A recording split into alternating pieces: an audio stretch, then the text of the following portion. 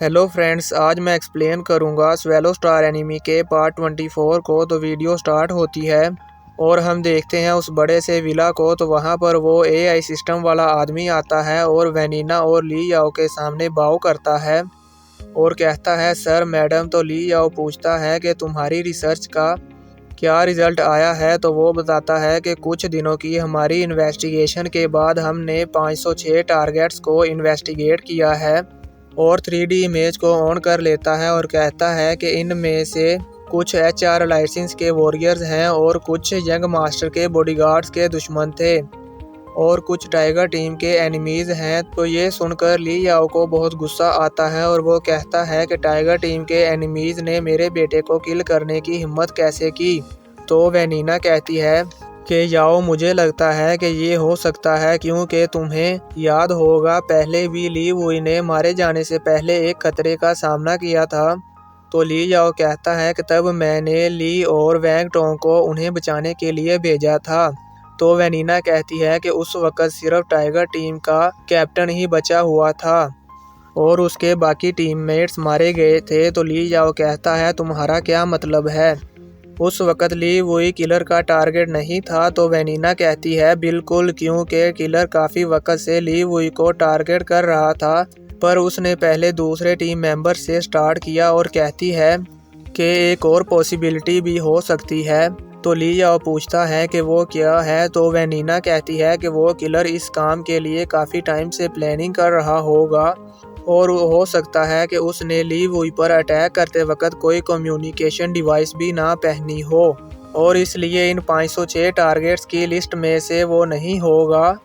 ये सुनकर ली याओ कहता है कि उन 506 पीपल्स को एक एक करके इन्वेस्टिगेट करो और भी लोगों पर सर्च करो जिस पर तुम्हें ज़रा भी शक होता है और कहता है किसी एक को भी छोड़ने से बेहतर है कि मैं उसके बदले में हज़ारों को मार डालूं। तो एआई सिस्टम वाला आदमी कहता है ठीक है और वो वहाँ से चला जाता है।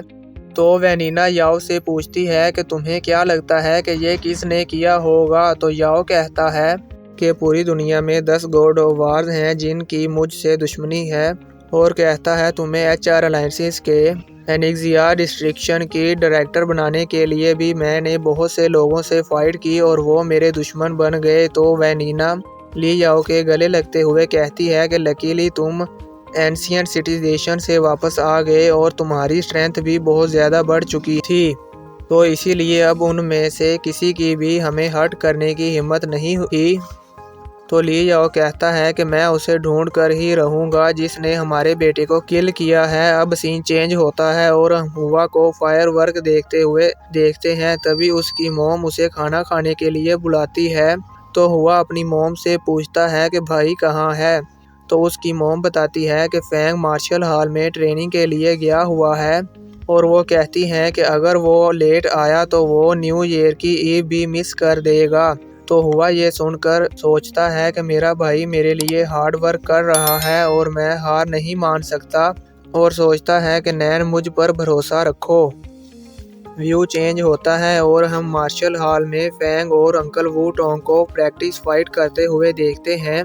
जहां पर तो अंकल वू फैंग को बहुत मार रहे होते हैं पर फिर फैंग उनके अटैक को डॉज करने लगता है।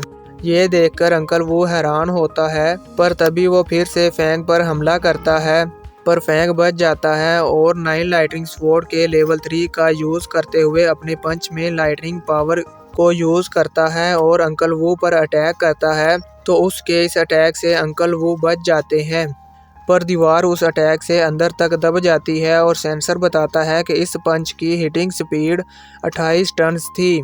तो वो ये देखकर बहुत हैरान होते हैं। तो फैंग अंकल वू को थैंक्स करता है कि उनकी ट्रेनिंग की वजह से ही अब वो 9 लाइटनिंग स्वॉर्ड के लेवल 3 पर आसानी से कंट्रोल कर पा रहा है।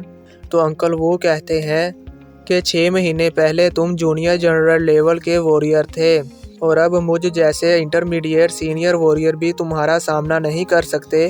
तो फैंग कहता है कि ऐसा कुछ नहीं है और सोचता है कि फिजिकल पावर के लिहाज से वो इंटरमीडिएट वॉरियर से फाइट कर सकता है पर अगर मैं स्पिरिचुअल पावर का यूज़ करूं तो मैं लोअर रैंक के गॉड ऑफ वार से फाइट कर सकता हूं। तभी अंकल वो उसे कहता है कि वो अब उसे और नहीं सिखा सकता है और उससे पूछता है कि आगे का प्लान क्या है। तो फैंग बताता है कि न्यू ईयर की ईव के बाद मैं अपनी फायर टीम के साथ विल्डरनेस एरिया में जाऊंगा और रियल फाइट स्ट्रेंथ इंक्रीज करने के लिए बहुत ही ज़्यादा फ़ायदेमंद है। तो अंकल वो कहते हैं ठीक है, चलो आज ट्रेनिंग यहीं पर रोकते हैं क्योंकि आज न्यू ईयर की ईव है और तुम घर जल्दी जाओ।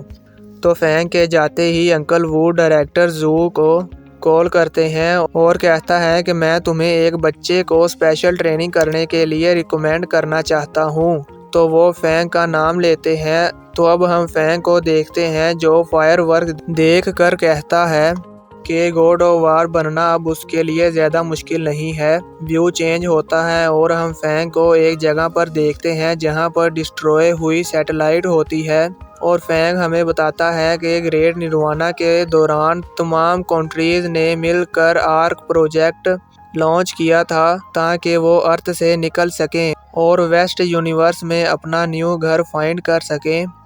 पर आर्क प्रोजेक्ट के कंप्लीट होने से पहले ही हाई लेवल के मॉन्स्टर्स के ग्रुप ने उसे डिस्ट्रॉय कर दिया और अब ये आर्क प्रोजेक्ट फाइनली फेल हो चुका है और अब ये प्रोजेक्ट बस एक कबाड़ बन चुका है और विल्डरनेस एरिया में कन्वर्ट हो गया है।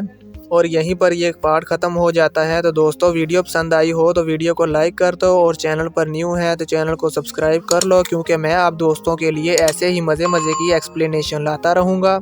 मिलते हैं एक और वीडियो में, तब तक के लिए बाय, टेक केयर, अपना ख्याल रखिएगा।